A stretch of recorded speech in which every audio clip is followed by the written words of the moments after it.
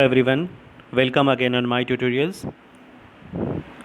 अब हम लोग सन 2015 के रिमेनिंग क्वेश्चंस को जो पिछली क्लासेस से छूट गए थे उनको सॉल्व करेंगे, सन 2015 के क्वेश्चंस को। चलिए शुरू करते हैं। पहला क्वेश्चन आपका है 0.125 की पावर 2/3 के मान क्या होगा। देखिए 0 पॉइंट लिखा हुआ है 0.125 की पावर 2/3। देखिए इस क्वेश्चन में गौर करिएगा कि आपको यहाँ पे दिया गया है 0.125। अगर आप ध्यान देंगे तो 0.125 जो है वो किसी संख्या का क्यूब नंबर है, मतलब पावर 3 में आता है। किसका आता है? देखिए 0.5 का अगर हम क्यूब कर लेते हैं, मतलब पावर 3 दे देते हैं, तो इसकी वैल्यू 0.125 के बराबर ही होगी। और यहाँ पर जो पहले से पावर 2/3 आपकी दी गई है, इसको आप एज द सेम यहाँ पर नोट कर लीजिए, वो भी इनटू में नोट करिएगा, ठीक है।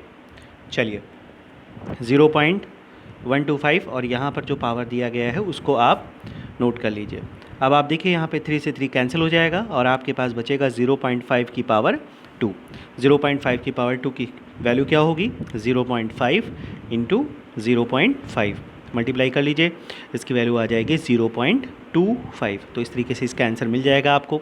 आंसर आ जाएगा 0.25। ऑप्शन देखिए कौन सा है, ऑप्शन नंबर बी इसका करेक्ट हो जाएगा। ठीक, चलिए अगले क्वेश्चन पे आ जाइए। अगला क्वेश्चन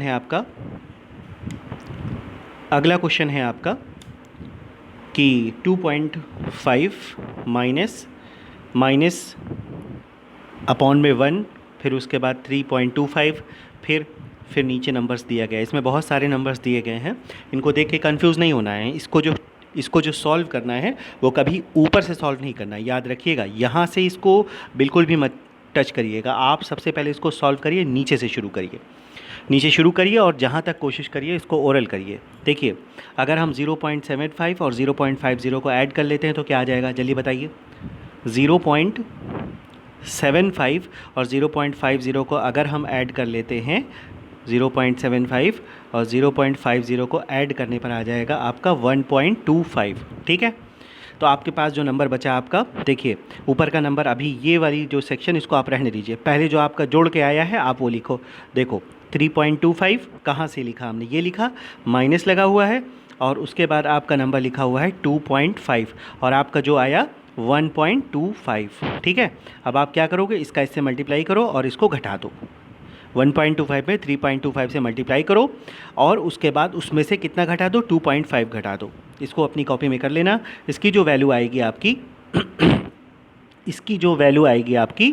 वो आ जाएगी,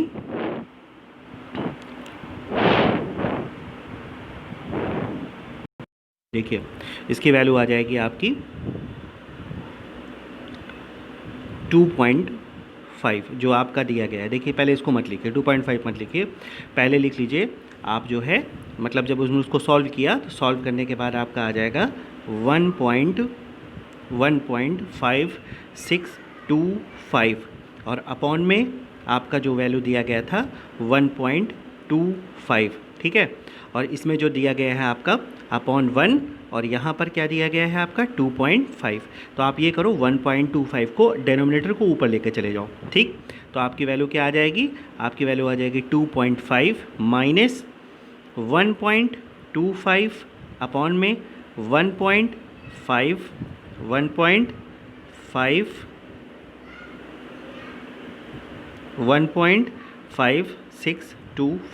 ये आ जाएगा। अब आपको इसी चीज़ को सॉल्व करना है, इसका इससे मल्टीप्लाई करना है, इसमें से 1.25 घटा देना है। इसको घटाने पर आपका क्या आ जाएगा, इसको घटाने पर आपका आ जाएगा 1.69 ना, मतलब पूरी कैलकुलेशन करने पर 1.69 आएगा, जिसको अगर हम राउंड ऑफ कर लेंगे तो 1.7 के समथिंग में आपका आंसर आ जाएगा, 1.70। तो अगर हम ऑप्शन के हिसाब से देखें तो ऑप्शन जो है वो आपका ऑप्शन नंबर बी वाला जो है वो करेक्ट माना जाएगा। चलिए अगले क्वेश्चन पे आ जाइए। अगला क्वेश्चन बहुत आसान सा क्वेश्चन है। 2/3 और 3/4 का लासा निकालना है। तो मैंने बताया था जिस नंबर का, जैसे आपका यहाँ पर 2/3 और क्या दिया गया है 3/4, तो आप इन दोनों का लासा ले लो, ठीक, और इन दोनों का मासा ले लो। बहुत आसान है। 2-3 का लासा क्या हो जाएगा बताओ? 2-3 का लासा 6 हो जाएगा, ठीक है। दोनों सहभाज्य संख्या भी है ना, और मासा इन दोनों का क्या हो जाएगा? दोनों सहभाज्य हैं, इन दोनों का मासा 1 हो जाएगा। तो कुल मिला करके इसका जो लासा निकल के आया एक्चुअली 6/1, या आंसर कितना आ जाएगा? 6। देखो ऑप्शन में कौन सा ऑप्शन सही हो सकता है? ऑप्शन नंबर डी वाला जो है वो आपका करेक्ट हो जाएगा, ठीक है। चलो अगले क्वेश्चन पे आ जाओ। Question number 104।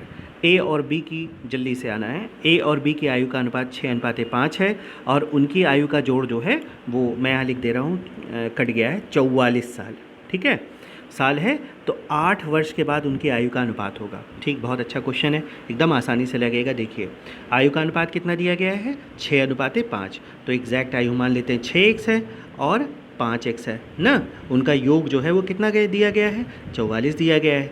6 5 11, x बराबर 44 हो गया, यानी x की वैल्यू निकल के आ गई 4, ठीक है। लेकिन अभी एक्चुअल एज नहीं है, इसको आप रख लेना और रख के निकालना। देखो कैसे निकालेंगे इसको। देखो इसको निकालने के लिए क्या किया था हमने? 4 निकला था, 4 में 6 से गुणा कर दो, 24 आ गया, और 4 में 5 से गुणा कर दो, 4 पंजे 20 आ गया, ठीक। लेकिन कह रहा है 8 वर्ष बाद, तो इसमें भी 8 जोड़ लो, इसमें भी 8 जोड़ लो। 24 और 8 कितना हो गया? 8 4 12, 32 ये आ गया, और 28 ये आ गया, ठीक है। अब यहाँ पर 4 ये है ना, 24 ये आ जाएगा, ठीक है। 8 चौका 32 और 8 तियाँ 24, यानी रेशियो जो आपका निकल के आ जाएगा 4:3। मतलब आपका ऑप्शन सी वाला सही होगा। इसमें डी दिया गया, ये करेक्ट नहीं है, सी वाला ऑप्शन करेक्ट माना जाएगा। चलिए अगले क्वेश्चन पे आ जाइए। अगला क्वेश्चन है आपका कि यदि किसी संख्या के अंश में 20% कम कर लिया जाए, ठीक, और हर में 10% बढ़ा दिया जाए, तो भिन्न जो है वो कितना हो जाता है? 16/55 हो जाता है। देखो कैसे करेंगे इस क्वेश्चन को। इस क्वेश्चन को कह रहा है अंश में 20% कम कर दिया जाए। पहले आप ये मान लो कि ये जो आपका फ्रैक्शन है, जो भिन्न है, वो x/y हो गया। 20% कम कर दिया मतलब इसका 80% ले लो ना। 20% कम करने के बाद लो तो आसानी होगी ना। 80% ले लो, और हर को 10% बढ़ा दिया गया, मतलब कोई 100% होता है तो 10% बढ़ा दे, तो 110/100 कर लो ना, आसान है।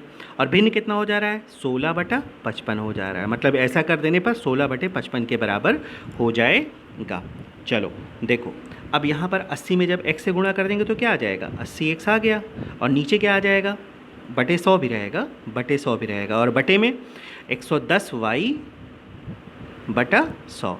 एक काम करो, 100 से 100 ये हर वाले संख्या काट लो, ठीक है, और यहाँ पर 0 से 0 काट लो, ठीक। क्या बचा तुम्हारे सामने? 8/11 बचा ना, 8/11 बच गया, ठीक है। देखो क्या बचा था?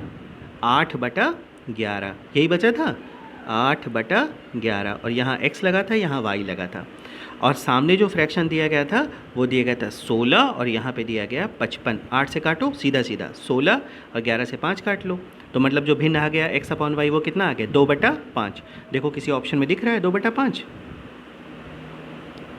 ये दिख रहा है ए वाले ऑप्शन में ना।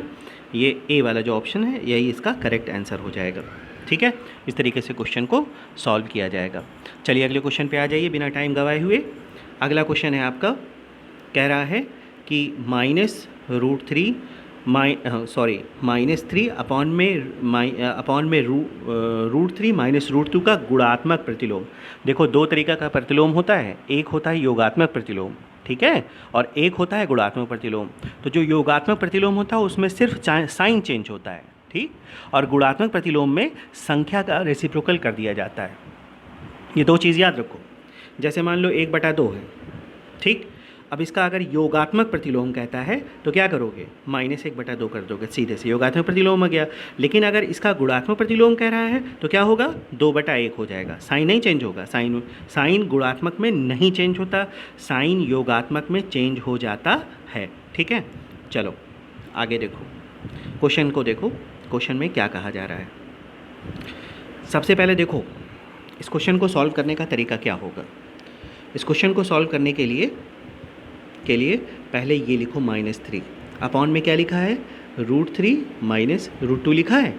आप हर को रेशनलाइज कर लो, मतलब इसका परिमेयकरण कर डालो। परिमेयकरण करना अगर भारी वर्ड लग रहा है तो ये जान लो कि जो ये नंबर लिखा हुआ है इसका अपोजिट साइन से ऊपर नीचे गुणा करो। जहाँ ये नंबर देखो ना तुरंत दिमाग में लेकर के आओ कि इसका अपोजिट साइन लेके आना है हमको, ठीक है, और सॉल्व करना है धड़ाक से नंबर को। चलो लिख लिया हमने, ठीक। अभी देखो ये a minus B a plus B आ गया ना, इस तरह का क्वेश्चन सॉल्व करवाया है। पहले ऊपर का नंबर लिखो √3 ब्रैकेट में 3 ब्रैकेट में √3 प्लस √2, ये हमने लिख लिया। और नीचे क्या आ जाएगा ओरल बताओ, √3 का स्क्वायर 3 और √2 का स्क्वायर 2, मतलब घटने पे क्या आ गया 1 आ गया। अब ये तुम्हारे सामने नंबर आ गया ना, अब बताओ इसका रेसिप्रोकल क्या होगा, और वो भी कौन सा रेसिप्रोकल होना है, गुणात्मक प्रतिलोम बोला है ना, गुणात्मक प्रतिलोम लेना है। तो यही नंबर पलट जाएगा, एक ऊपर आ जाएगा और संख्याएं नीचे आ जाएंगी ना। देखो इस नंबर को हम यहाँ पे लिख लेते हैं। क्या लिखेंगे, कैसे लिखेंगे, देखो बताते हैं। इस नंबर को लिखने के लिए आप क्या करो कि यही नंबर सेम टू सेम लिखना है आपको। 1 लिख लो, 3 लिख लो और अपॉन में √3 लिख लो माइनस √2 लिख लो, ठीक। इसको ब्रैकेट में चेंज कर लो, यहाँ माइनस लगा था ना, उस माइनस को यहाँ पे लगा दो, यहाँ लगा दो, यहाँ लगा दो, कोई फ़र्क नहीं पड़ता। यहाँ पे भी लगाओगे तभी भी वही, यहाँ लगाओगे तभी भी वही है, ठीक है। तो देखो ऑप्शन में कौन सा ऑप्शन सही दिख रहा है। ऑप्शन में ऑप्शन नंबर बी जो है वो आपका करेक्ट दिख रहा है, यही जो है इसका आंसर माना जाएगा। इस तरीके से दोस्तों हम लोगों ने 106 नंबर तक के क्वेश्चंस को सॉल्व कर लिया है। आइए अब 107वां क्वेश्चन हम लोग देखते हैं कैसे सॉल्व होगा। क्वेश्चन है कि कोई धन साधारण ब्याज की दर से 8 वर्ष में 2 गुना हो जाता है, तो उसको 4 गुना होने में कितना समय लगेगा। 4 गुना होने में कितना समय लगेगा। क्या कहा जा रहा है, कोई धन साधारण ब्याज की दर से, देखो यहाँ दर भी नहीं दिया गया है ना। आप सबसे पहले क्वेश्चन में क्या करो, दर निकालो, दर निकाल लो। पहले इस क्वेश्चन को सॉल्व करने के लिए दर निकालो। दर निकालने का सूत्र कॉपी में पहले नोट डाउन कर लो, 100 गुणे साधारण ब्याज ना। क्वेश्चन में साधारण ब्याज कहा है, तो साधारण ब्याज माने सिंपल इंटरेस्ट, जिसको सिंपल इंटरेस्ट कह लो, साधारण ब्याज कह लो, और बटे में मूलधन जिसको प्रिंसिपल कहा जाता है, इनटू जो आपका टाइम दिया गया है वो आप लिखोगे। इसमें सबसे पहले दर निकालेंगे। दर को इंग्लिश में कहा जाता है रेट, ठीक। 100 गुणे सिंपल इंटरेस्ट कितना था, सिंपल इंटरेस्ट बताओ, सिंपल इंटरेस्ट निकालो पहले। कैसे होगा, मतलब मान लो इसमें जो मूलधन था वो हमारा धन था x, हमने मान लिया मूलधन x है, और कह रहा है 8 वर्ष में 2 गुना हो जा रहा है, मतलब 2x हो जा रहा है ना। क्या हो जा रहा है, 2x हो जा रहा है। ये आपका मिश्र धन है, ये मूलधन है, दोनों को घटा लो तो साधारण ब्याज क्या निकल के आ जाएगा, x आ जाएगा। तो यहाँ पर साधारण ब्याज x हो गया, प्रिंसिपल भी तुम्हारा x है, बटे में टाइम 8 वर्ष है, कट जाएगा, ये कट जाएगा तो ये आ जाएगा 12.5% रेट ना। रेट याद कर लो कितना निकला है हमारा, 12.5%, ठीक है। चलो आगे चलते हैं। अब इस क्वेश्चन में कहा जा रहा है कि जो आपका क्या कह रहे हैं 4 गुना हो जा रहा है ना, 4 गुना होने में कितना समय लगेगा, आपको टाइम निकालना है।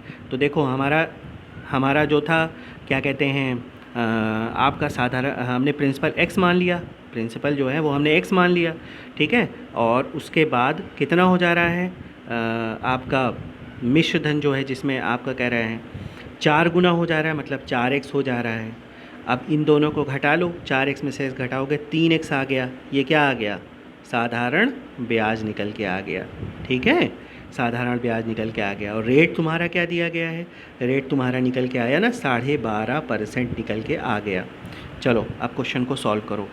अब क्वेश्चन को सॉल्व करने के लिए कैसे लिखेंगे, सबसे पहले आप 3x दे दो, जो आपका सिंपल इंटरेस्ट निकल के आया, फॉर्मूला लगाओ, साधारण ब्याज बराबर मूलधन, मूलधन x था, गुणे दर 12.5% थी, टाइम आपका नहीं दिया गया जो आपको निकालना है, टाइम आपका जो निकालना है, ठीक है, और अपॉन में 100 दिया गया है, ठीक है। इस क्वेश्चन को इस तरीके से सॉल्व करेंगे। अब यहाँ पे क्या किया जाएगा, यहाँ पे x से x को काट दो, 100 में 3 से गुणा करो, कितना आ जाएगा 300 आ गया, और 12.5 को नीचे लेकर के चले आओ, ठीक है। 12.5 को नीचे ले आओ और टाइम, और जब इसको काटोगे तो कितना आ जाएगा, टाइम आ जाएगा 24 साल। इस तरीके से क्वेश्चन सॉल्व हो जाएगा। ऑप्शन में देखो कहीं 24 साल दिया गया होगा, ऑप्शन नंबर ए आपका करेक्ट हो जाएगा, करेक्ट माना जाएगा, 24 साल इसका आंसर हो जाएगा। तो इस तरीके से दोस्तों क्वेश्चन नंबर 107वां आपका सॉल्व हो गया, ठीक है।